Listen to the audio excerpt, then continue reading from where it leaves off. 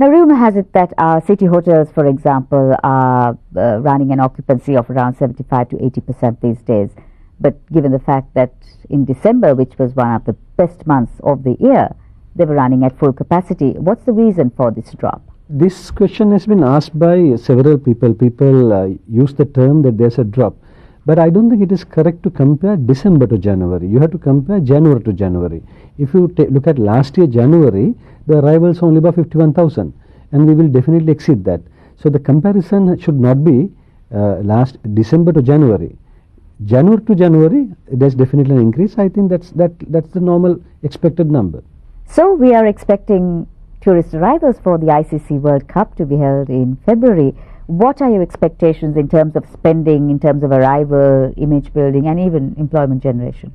We expect for the first quarter, covering the World Cup as well, something like 230 to 250,000 tourist arrivals. That is taking, what we have to take into account, the capacity available in the country. Even you can't expect more than what you can accommodate. Of course, the number of arrivals will be more than what is available in the hotels, because a lot of people will stay with their friends, and sometimes diaspora coming back and staying with the families, etc. So overall, I think it will be a reasonably good number. Why is it, Nalaka, that we continue to rely on markets like traditional markets like Western Europe without actually looking at other markets closer to us, India, China maybe? Looking at the global patterns, today the evolving markets are not necessarily the Europe. For example, China is the fastest growing outbound market today. The Russian Federation is moving up. Japan, Korea have started doing very well. And so we are also shifting our focus towards these countries. It does not mean that we will drop our guard when it comes to Europe, which is a good market already, but we will widen our coverage in our planning process. And in fact, even though China is not yet amongst the top 10, I would expect China to come and become a big market for us within the next 2 to 3 years' time.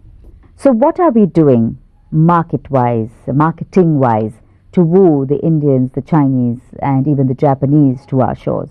Put it this way, when it comes to marketing, we all know you have to first have the product before you do the marketing. Sometimes a fundamental mistake a lot of companies do, you go and start aggressive marketing before you're getting your product right.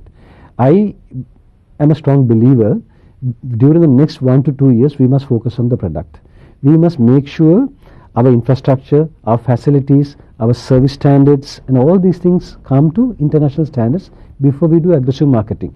Today, when we say we are having about 46% growth last year and probably about 30% expected this year, that is good enough for the next 2 to 3 years' time when we are reaching our 2.5 million tourist arrival target by 2016. So let the focus be getting the product right. Put marketing aside for a while. Business will come, and once we sort out these issues what we have, we will go and start aggressive marketing. What do we need, or what do we need to put in place to get our product right? Actually, that covers a very wide spectrum. For example, starting point is the room capacity and also the room quality. Now today we have about 15,700 tourist board approved hotel rooms, which has to go up by at least another 30,000 during the next 5 years if we want to hit this 2.5 million arrival target.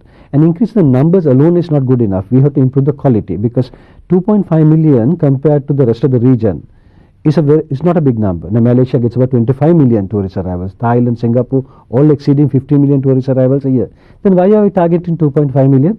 That is because we want a quality more than the quantity. We would like them to be high spenders. So naturally we want ours to be a value-added destination where the spending will be more, which means we have to give a service and a product which will meet the expectation of those high spenders. So we need to get the hotel room quality up, then the service quality up, then the other attractions where they can go and see, where they can go and spend, and all these things have to be done. And for that, the government, the private sector, the other authorities, everybody has to work together.